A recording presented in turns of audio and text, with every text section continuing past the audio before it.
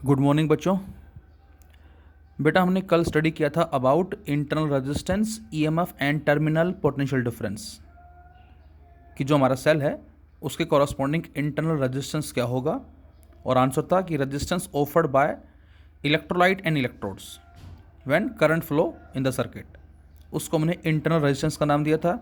किन किन पैरामीटर पे डिपेंड करेगा, तो आंसर था कि nature of electrolyte, nature of electrodes, distance between the electrodes as well as area of electrodes immerse in electrolyte. इसके अलावा हमने कंसंट्रेशन की बात की थी कि जितना कंसंट्रेशन इंक्रीज करेंगे उतना जो हमारा रेजिस्टेंस है उस पर भी इफेक्ट पड़ेगा, और साथ साथ टेम्परेचर की वजह से भी इंटरनल रेजिस्टेंस जो है वो चेंज होता है। लेकिन यहाँ जो बात थी वो थी कि टेम्परेचर इंक्रीज करने से इंटरनल रेजिस्टेंस जो वो डिक्रीज होगा, इसका इफेक्ट थोड़ा उल्टा था as compare to capital R. Now और साथ साथ हमने नए सेल के बारे में बात की थी कि जिसका इंटरनल रेजिस्टेंस ऑलमोस्ट जीरो होता है, और ऐसे सेल को हम क्या बोलते हैं बच्चों, आइडियल सेल। तो ये हमारा एक सिंबल है आइडियल सेल के लिए, EMF only without any internal resistance. A higher potential and B is the lower potential. जो पॉजिटिव है बेटा, this is the higher potential terminal and the negative is lower potential terminal. But in actual we have the non ideal cells. लेकिन actual में क्या होता है बच्चों, non ideal sales होते हैं, और उस नॉन आइडियल सेल में इस ई के साथ स्मॉल आर भी होगा, जिसको हमने इंटरनल रेजिस्टेंस का नाम दिया है। And now students we have very important relationship between E, V and r. अब बेटा हमें ई, वी और आर में एक रिलेशन ड्रॉ करनी है, और जिसको आगे लगभग सभी न्यूमेरिकल्स में हम सेल के यूज करेंगे। E is the EMF, V is the terminal potential difference and R is the internal resistance। तो हमने एक सेल लिया जिसकी EMF E है, इंटरनल रेजिस्टेंस स्मॉल r है, और कैपिटल R जो है वो हमारा एक्सटर्नल रेजिस्टेंस हो गया, और इन सभी को हमने ज्वाइन किया है through a one way key. And as we press the key then current I flow in the circuit from this to this way. That is हम कह सकते हैं कि वो करंट जो फ्लो करेगा वो एंटी क्लॉकवाइज में फ्लो करेगा इस सर्किट के अकॉर्डिंग। अब बच्चों मैं आपसे कहता हूं कि हमारे पास जो ईएमएफ है, सपोज करें वो 12 वोल्ट की है, इंटरनल रेजिस्टेंस जो बेटा वो क्या है बेटा 2 ओम है, और एक्सटर्नल रेजिस्टेंस जो कितना है 4 ओम है। तो बताओ यहां पर कितना करंट फ्लो करेगा। तो आपका आंसर होगा करंट बराबर किसके होता है, V बाई आर। अब नेट V यहाँ कितना है 12, आर कितना है 4 + 2 6, तो यहाँ 2 एम्पियर करंट फ्लो करेगा। अब इस 4 ओम के अक्रॉस कितना पोटेंशियल डिफरेंस होगा, तो आंसर है यहाँ से हमारा वो होगा दैट इज 8 वोल्ट, और इसके अक्रॉस कितना होगा 4 वोल्ट होगा। क्या 8 और 4 वोल्ट का सम 12 है, बिल्कुल है। तो इसका मतलब ये हुआ क्या कि इसके कॉरस्पॉन्डिंग जो V होगा और इसके कॉरस्पॉन्डिंग जो V होगा, उन दोनों का जो सम है वो इसकी ईएमएफ के बराबर होगा। So we can write E equal to capital V plus small v। फिर से E equal to capital V plus small v। यहां पर कैपिटल V क्या होगा बच्चों, E इज द ईएमएफ है, capital V that is the one part is use to flow the charge in external circuit. ये capital V बेटा जो EMF का पार्ट हो गया, जो क्या कर रहा है, is used to flow the charge in external circuit. Charge को एक्सटर्नल सर्किट में मूव करवाने के लिए कितना वर्क डन करना पड़ेगा, ये तो कैपिटल V है। And the other part small v is used to flow the charge in electrolyte of the cell. इस सेल में से चार्ज को फ्लो करवाने के लिए कितना वर्क डन करना पड़ेगा, तो ये हमने कैपिटल V और स्मॉल v लिखे हैं। और कैपिटल V हमें पता होता है बेटा work done per unit charge है, और इस W के पाव में मैंने क्या लिखा EXT। EXT represents external circuit, और small v W/Q INT that is internal. Internal means यहाँ। तो बेटा एक्सटर्नल सर्किट में जो करंट फ्लो कर रहा है वो इस तरह से फ्लो कर रहा है, from the positive terminal to negative terminal, जबकि इंटरनल में क्या है ऐसे नेगेटिव टू पॉजिटिव। तो ये भी आपको याद रखना है कि एक्सटर्नल सर्किट में पॉजिटिव टर्मिनल से नेगेटिव पे है करंट, जबकि इंटरनल में नेगेटिव टू पॉजिटिव है। तो E equal to capital V plus small v। And now we replace capital V with IR and small v with I into small r। Ohm's law के according IR into IR हो गया, ये I capital R है, ये I small r है। और यहाँ से हमने I कॉमन लिया, अंदर आ जाएगा बच्चों R प्लस आर। तो यहाँ से करंट की वैल्यू क्या आएगी, मे बी इसको आप कैपिटल I लिखते हैं या स्मॉल I लिखते हैं, जो भी आपका सिंबल है। तो यहाँ से I आ जाएगा बेटा E upon R plus r. तो ये हमारा फॉर्मूला आ गया है करंट की वैल्यू को कैलकुलेट करने के लिए, मतलब E which is the net EMF and R plus r which is the net resistance, जो इसके साथ किस में है बेटा, सीरीज कॉम्बिनेशन के अंदर है। तो ये हमारे पास वैल्यू आ गई है किसकी, करंट की वैल्यू आ गई है। अब फिर से हमने इक्वेशन 1 ली, E equal to capital V plus small v। Capital V as it is, small v की जगह बच्चों हमने क्या रखा, I इंटू स्मॉल r रख दिया, सेम वही चीज़। और इस IR को ले गए हम इधर E की तरफ। तो यहाँ से फाइनली हमें क्या मिलता है, V equal to E minus IR। ये हमारी कहलाती है रिलेशन किसके लिए, सेल के लिए। तो this is the equation for a cell और this is the relationship between E, V and R। तो ये बेटा हमारी फाइनल रिलेशन आ गई है E, V एंड R। अब ज़रा इस रिलेशन को ध्यान से देखिए और मैं आपसे कहूँ कि यदि सर्किट में करंट इंक्रीज होता है तो इस टर्मिनल पोटेंशियल डिफरेंस पे क्या इफेक्ट पड़ेगा। तो आपको साफ नज़र आ रहा है कि जितना हम करंट इंक्रीज करेंगे उतना ये फैक्टर बढ़ेगा, और जब ये फैक्टर बढ़ेगा तो इसमें से जब इसको माइनस करेंगे तो ये क्या होगा, डिक्रीज होगा, घटेगा। तो इसका मतलब I में और V में ग्राफ प्लॉट करें तो ग्राफ हमें डिक्रीजिंग ऑर्डर मिलेगा। लेकिन ध्यान रहे, करंट में और पोटेंशियल डिफरेंस में जो हमने मेटलिक कंडक्टर्स के लिए ग्राफ लिया था बच्चों, वो कैसा था, वो हमारा ग्राफ ये वाला था। ये हमारा मेटलिक कंडक्टर्स के लिए है और ये ग्राफ हमारा सेल के लिए होगा। ये बात आपको याद रखनी है क्योंकि दोनों तरह से एग्जाम में क्वेश्चंस आते हैं। VI ग्राफ प्लॉट करना है सेल के लिए, VI ग्राफ प्लॉट करना है मेटलिक कंडक्टर्स के लिए। तो स्ट्रेट लाइन इस तरह से और इसमें स्ट्रेट लाइन इस तरह से डिक्रीजिंग ऑर्डर में। अब बच्चों बड़ी इंपॉर्टेंट बात, यहाँ से V equal to E minus I R आया है, इसको मैंने थोड़ा सा चेंज करके लिखा। चेंज का मतलब है वही सेम चीज़, बस थोड़ा आगे पीछे कर दिया। मतलब आई आर जो माइनस का उसको पहले लिख दिया और E को बाद में लिख दिया। क्यों किया ऐसा, इसको ऐसा इसलिए किया गया है ताकि इसको हम कंपेयर कर सके y is equal to m x plus c के साथ। और बच्चों y equal to m x plus c किसकी इक्वेशन है बेटा, ये स्ट्रेट लाइन की इक्वेशन है। तो यहाँ से y एक्सिस पे क्या है, टर्मिनल पोटेंशियल डिफरेंस, जिसको मैं शॉर्ट फॉर्म में क्या बोलूँगा, terminal potential difference, TPD short form बोलूँगा इसको मैं, TPD y एक्सिस पे। और x एक्सिस पे क्या है बेटा, करंट हो गया, C इंटरसेप्ट जो कि EMF को रिप्रेजेंट कर रही है, M जो कि स्लोप जो कि इंटरनल रेजिस्टेंस को रिप्रेजेंट कर रही है। तो ये भी एग्जाम में हम कह सकते हैं, आ सकता है क्वेश्चन कि ग्राफ आपको दे दिया, वैल्यूज़ आपको गिवन है और आपसे कहा जाए इस ग्राफ को यूज़ करके हमें बताना है कि EMF जो है सेल की वो कितनी होगी और इंटरनल रेजिस्टेंस सेल का कितना होगा। तो हमें उस ग्राफ से इंटरसेप्ट देखना है कितना बेटा, और उसके साथ साथ हमें स्लोप की वैल्यू कैलकुलेट करनी होगी। उसके बिहाफ पे हम पता लगा सकते हैं कि इंटरनल रेजिस्टेंस जो है वो कितना होगा, एज वेल एज EMF जो है वो कितनी होगी। अब इसमें ये पता लग गया हमें, जब कंपेयर करेंगे तो स्लोप जो M है वो R देगा और जो C है इंटरसेप्ट वो हमें EMF देगा। अब बड़ी दूसरी इंपॉर्टेंट बात, सेल हो गया बेटा, EMF है, इंटरनल रेजिस्टेंस है और करंट ऐसे फ्लो करेगा इस तरह से। तो बेटा जब भी करंट इस तरह से फ्लो करता है, इस पॉजिटिव से बाहर की तरफ करंट जाता है, तो बच्चों ऐसे सेल को हम क्या बोलते हैं, डिस्चार्जिंग ऑफ सेल। सेल जो क्या हो रहा है, डिस्चार्ज हो रहा है। फिर से जब भी इस पॉजिटिव टर्मिनल से करंट बाहर की तरफ जाता है, इसको हम बोलते हैं डिस्चार्जिंग ऑफ सेल। और ये जो हमने इक्वेशन सोल्व की है ये इसी केस की कहलाती है, discharging of cell, that is V equal to E minus I R. क्या यहाँ पर V E से बराबर है, E से ज़्यादा है या E से लेस है, तो आंसर होगा यहाँ पर V जो है वो E से लेस रहेगी। तो इसका मतलब ये हुआ कि टर्मिनल पोटेंशियल डिफरेंस EMF से लेस होता है। लेकिन लेस कब होता है, तो आपका आंसर होगा डिस्चार्जिंग ऑफ ए सेल, जब कभी सेल डिस्चार्ज होता है।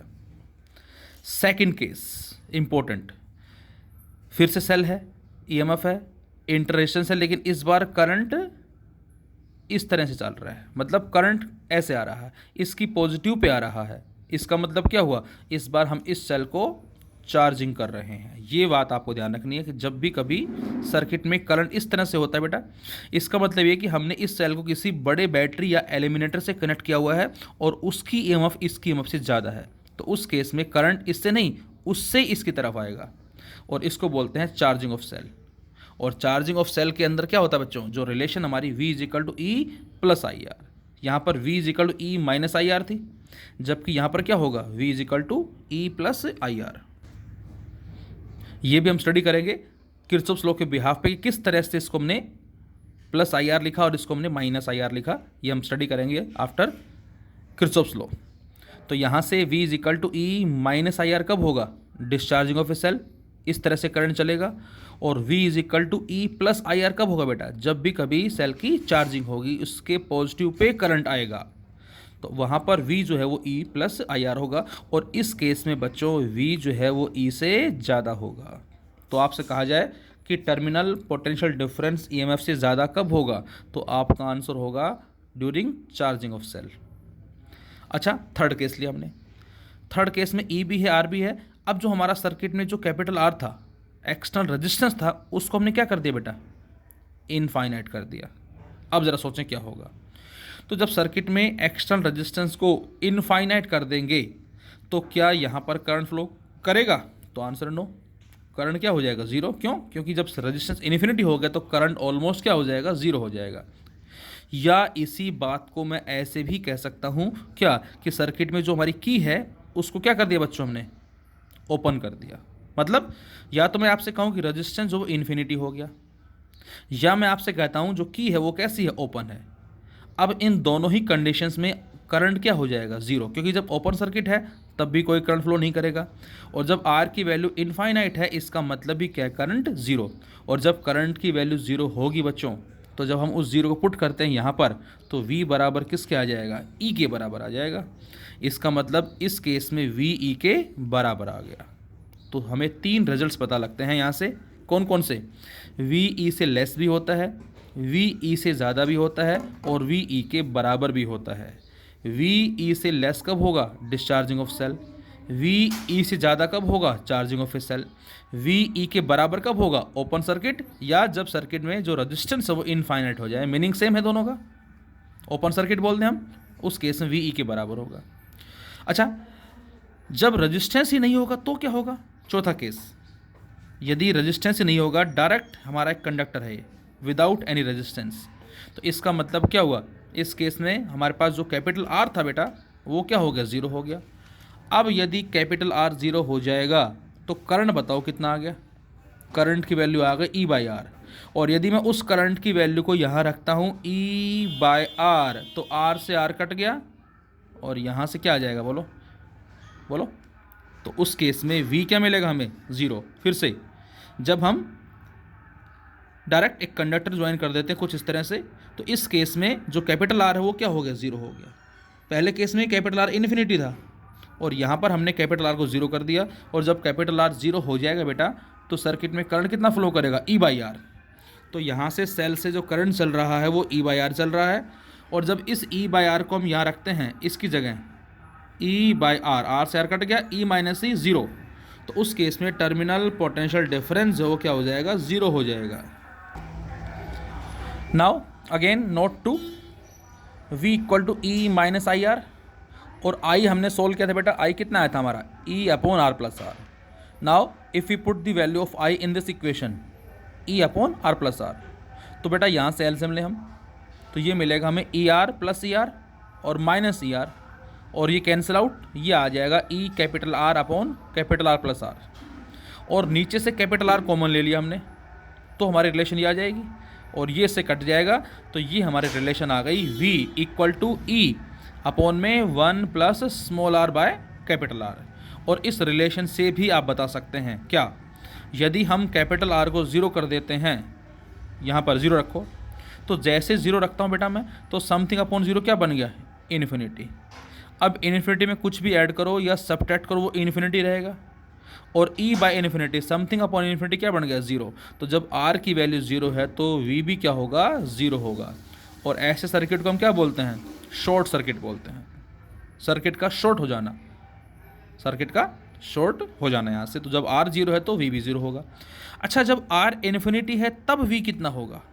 तो अक्सर हमें लगता है कि R जब 0 है तो V 0 है, और जब R इन्फिनिटी है तो V भी इन्फिनिटी है, जबकि ऐसा नहीं होगा। क्यों? पुट करें। जैसे इस R को मैं यहाँ रखता हूँ इन्फिनिटी, समथिंग अपॉन इन्फिनिटी 0 बन जाएगा, और 1 + 0 1, तो V बराबर E क्या आ गया? अभी हमने बात की थी। तो इसका मतलब जब R 0 है तो V 0 है, और R इन्फिनिटी तो V इन्फिनिटी। क्या 8 बढ़ाने से V बढ़ेगा? चेक करके देखें। तो जितना हम R इंक्रीज़ करेंगे, R इंक्रीज़ करने से ये फैक्टर क्या हो जाएगा?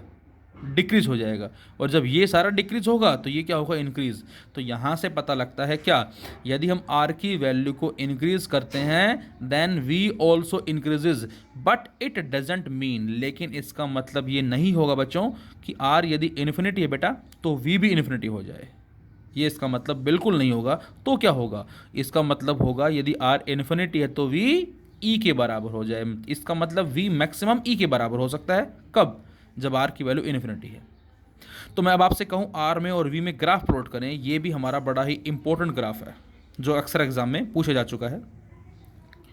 तो V में और R में ग्राफ प्लॉट करें तो एक तरफ R और एक तरफ V, और जैसे जैसे R को बढ़ाएंगे वैसे वैसे V बढ़ेगा, लेकिन कब तक बढ़ेगा? जब तक V E के बराबर ना हो जाए। और उसके बाद हम इसको ऐसे दिखा देंगे लाइन को, और डॉट डॉट करके पीछे इसको हम E से रिप्रेजेंट करेंगे कि अब V E के बराबर हो चुका है। तो इसका मतलब V और R में ग्राफ इस तरह से मिलेगा। अच्छा, ई आर में ग्राफ कहता तो बच्चों EMF जो होती है बेटा वो एक्सटर्नल रेजिस्टेंस पे इंडिपेंडेंट है, उस पर कोई इफेक्ट नहीं पड़ेगा। जो इफेक्ट पड़ेगा वो करंट पे इफेक्ट पड़ेगा। करंट कम ज़्यादा होगा इस R के चेंज होने से, EMF पे R की वजह से चेंज नहीं आता। तो E में और R में जो ग्राफ हमारा वो स्ट्रेट लाइन इस तरह से आती है। R इंक्रीज कर रहे हैं, there will be no change in EMF।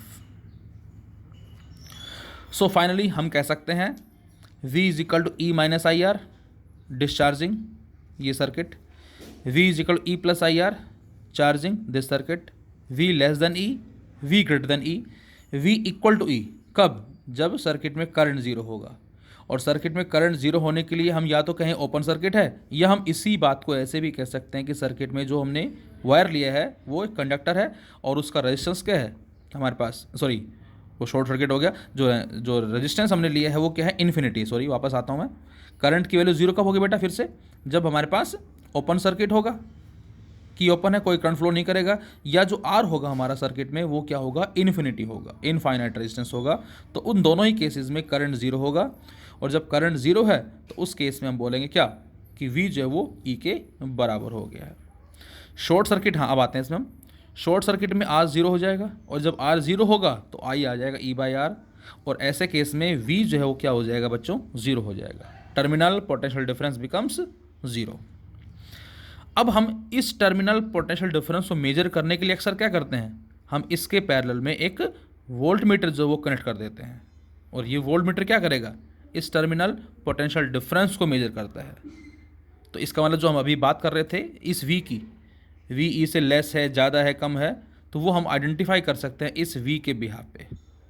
तो यहाँ से इस A और B के बीच में जो हमारा टर्मिनल पोटेंशियल डिफरेंस आया, इसको हम VA माइनस VB लिख दें बच्चों, और चाहे इसको हम IR लिख दें, मीनिंग दोनों का सेम होगा, and which is equal to E minus I are.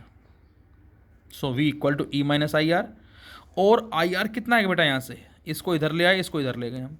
यहाँ से I स्मॉल r बराबर किसके आ जाएगा? E minus V। इसको हम बोलते हैं लॉस्ट वोल्टेज। इतना वोल्टेज जो है वो लॉस्ट हो गया, कंज्यूम हो गया ड्यू टू इंटरनल रेजिस्टेंस। तो यहाँ से R कितना आएगा बच्चों? I को नीचे ले आए बेटा, तो इंटरनल रेजिस्टेंस आ जाएगा E minus V upon I, और I कितना होगा? यहाँ से यदि मैं कहता हूँ आपसे, ये V मान लेते हैं इसको हम जरा, तो IR बराबर V, then I is equal to V/R।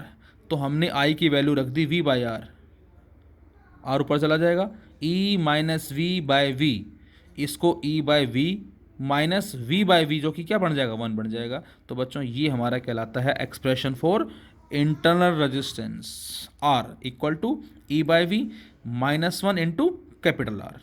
और इस रिजल्ट को बेटा हम यूज़ करेंगे नेक्स्ट चैप्टर में in application of a potentiometer to find out the internal resistance of a cell. तो वहाँ पर हम इस रिजल्ट को फिर से यूज़ करेंगे।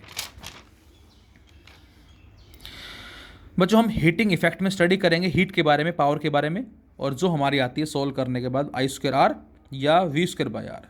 मे भी रिजल्ट आपको याद होगा, क्लास 10th में आपने स्टडी किया होगा, पावर करंट का स्क्वायर इंटू आर या वी स्क्वायर बाई आर। तो अब फिर से मैं एक बार लिखता हूं, value of external resistance, current flow from the cell, terminal potential difference and power consumed in external resistance. ये 4 पैरामीटर है। यदि हम एक्सटर्नल रेजिस्टेंस को क्या लेते हैं बेटा, आर लेते हैं, तो करंट कितना आएगा, E by R plus R. Terminal potential difference कितनी होगी, E minus I R. Power कितनी होगी, आई स्क्वायर आर। और पावर निकालने के लिए आई चाहिए, आई हमारे पास ये आ गया। इस आई को हम यहाँ पर पुट करके पावर की वैल्यू को सोल्व कर सकते हैं। लेकिन यदि हम एक्सटर्नल रेजिस्टेंस को क्या करते हैं बच्चों, जीरो कर दें, शॉर्ट सर्किट ले लेते हैं, तो उस केस में करंट क्या हो जाएगा, मैक्सिमम हो जाएगा। कितना, ई बाई आर, मैक्सिमम करंट। और इस केस में वी कितना हो जाएगा, टर्मिनल पोटेंशियल डिफरेंस जीरो हो जाएगा। आर क्या है, जीरो है। और जब हम इसको पुट करते हैं यहाँ आर में, तो पावर क्या आ जाती है, जीरो। तो शॉर्ट सर्किट के केस के अंदर पावर जीरो। अच्छा, थर्ड केस, जब कैपिटल आर और स्मॉल आर बराबर हो, वेरी वेरी इंपॉर्टेंट। ये बेटा हमारा क्या है, एक्सटर्नल रेजिस्टेंस और इंटरनल रेजिस्टेंस दोनों बराबर हैं, तो करंट कितना होगा, इस बार पुट करें हम यहाँ, तो करंट आ जाएगा E by two R. Terminal potential difference कितना आ जाएगा बेटा, सोल्व करने से, ई माइनस आई की जगह E by two R into R लिखा, तो वी आ जाएगा ई बाय टू। बच्चों इस केस में पावर जो होती है सर्किट में वो मैक्सिमम होती है। इसको भी हम आगे स्टडी करेंगे और इसको हम नाम देंगे बच्चों आगे मैक्सिमम पावर थ्योरम का। फिर से, जब भी कभी सर्किट में एक्सटर्नल रेजिस्टेंस और इंटरनल रेजिस्टेंस बराबर हो जाते हैं, उसको हम बोलते हैं maximum power theorem. No matter कि वहाँ पर सेल 1 है या 2 है, हो सकते हैं सेल 2 हो, 3 हो, 4 हो, लेकिन हमें ओवरऑल ये देखना है कि उस सर्किट में एक्सटर्नल रेजिस्टेंस कितना है और इंटरनल रेजिस्टेंस कितना है। यदि दोनों बराबर हैं तो उसको हम क्या बोलेंगे, मैक्सिमम पावर बोलेंगे। इसको हम प्रूव भी करेंगे आगे, ठीक है, that is maximum power theorem. And finally, in case of open circuit का मतलब जब रेजिस्टेंस एक्सटर्नल जो है वो इनफाइनाइट हो जाएगा, तो करंट जीरो हो जाएगा।